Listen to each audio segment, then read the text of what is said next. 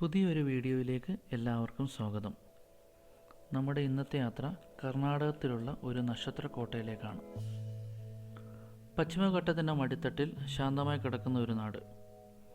തേയില, കാപ്പി തോട്ടങ്ങളും പഴത്തോട്ടങ്ങളും സുഗന്ധവ്യഞ്ജനങ്ങളുമെല്ലാമായി ഒറ്റ കാഴ്ചയിൽ തന്നെ ആർക്കും ഇഷ്ടമാകുന്ന നാടാണ് സക്ലേഷ്പൂർ.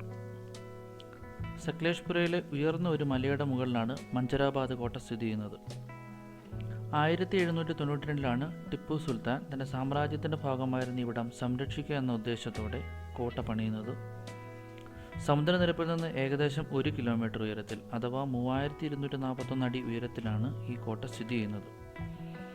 ആകാശം നന്നായി തെളിഞ്ഞ ദിവസങ്ങളിൽ ഇവിടെ നിന്നും അറബിക്കടൽ വരെ കാണാൻ സാധിക്കുമെന്നാണ് പറയപ്പെടുന്നത്. ഏകദേശം 250ഓളം പടികൾ താണ്ടിയാണ് ഈ കോട്ടയിലേക്ക് എത്തേണ്ടത്. 18-ാം നൂറ്റാണ്ടിൽ സൈനികപരമായ കാര്യങ്ങളിൽ മുൻപന്തിയിൽ നിന്നിരുന്ന ഫ്രഞ്ചുകാരെയാണ് ടിപ്പു ഈ കോട്ടയുടെ നിർമ്മാണത്തിനായി സമീപിച്ചത്. ലൂയി 14 രാജാവിൻ്റെ കീഴിൽ മിലിറ്ററി എഞ്ചിനീയറായി പ്രവർത്തിച്ച സെബാസ്റ്റ്യൻ ലേ തയ്യാറാക്കിയ മാതൃകയനുസരിച്ചാണ് ഈ കോട്ട നിർമ്മിക്കപ്പെട്ടിട്ടുള്ളത്. നക്ഷത്ര ആകൃതിയിലുള്ള ഈ കോട്ട പ്രധാനമായും ആയുധങ്ങൾ സൂക്ഷിക്കാനും സ്ഫോടക വസ്തുക്കൾ സൂക്ഷിക്കാനുമാണ് ഉപയോഗിച്ചിരുന്നത്. കോട്ടയിലെ ചില മുറികൾ കുതിരാലയമായും ചിലത് പട്ടാളക്കാർക്ക് ഭക്ഷണം പാകം ചെയ്യാനുള്ള അടുക്കളയായും മറ്റു ചിലത് ശൗചാലയമായും ഉപയോഗിച്ചു വന്നു.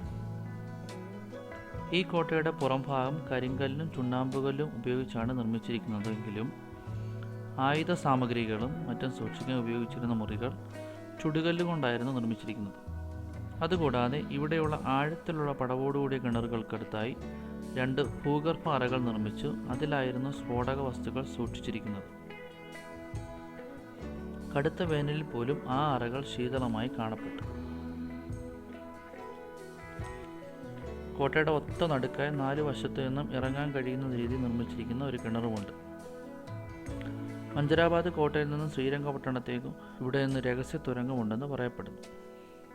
കോട്ടയുടെ നിർമ്മാണം പൂർത്തിയായതിനു ശേഷം ഇവിടെ സന്ദർശിക്കാൻ ടിപ്പു സുൽത്താൻ എത്തിയപ്പോൾ ഇവിടെ നിറയെ മഞ്ഞായിരുന്നതിനാൽ അദ്ദേഹം ഈ കോട്ടയ്ക്ക് മഞ്ചരാബാദ് കോട്ട എന്ന് പേരിട്ടു. മഞ്ജു എന്നാൽ കന്നഡ ഭാഷയിൽ മഞ്ഞെന്നാണ് അർത്ഥം. ബാംഗ്ലൂരിൽ നിന്ന് 235 കിലോമീറ്ററും മൈസൂരിൽ നിന്ന് 150 കിലോമീറ്ററും മംഗലാപുരത്ത് 129 കിലോമീറ്ററുമാണ് മഞ്ചരാബാദ് കോട്ടയിലേക്കുള്ള ദൂരം. ഇന്നിത് ആർക്കിയോളജിക്കൽ സർവേ ഓഫ് ഇന്ത്യയുടെ കീഴിലാണ്. കോട്ടയിലേക്ക് പ്രവേശിക്കുന്നതിന് പ്രത്യേക എൻട്രി ഫീസ് ഒന്നുമില്ല. സ്വന്തം വാഹനത്തിൽ വരുന്നതായിരിക്കും എളുപ്പം.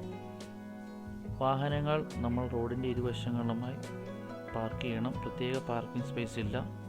കടകൾ വളരെ ചുരുക്കമാണ്. വീണ്ടും പുതിയൊരു വീഡിയോയുമായി കാണുന്നവരെ താങ്ക് യു.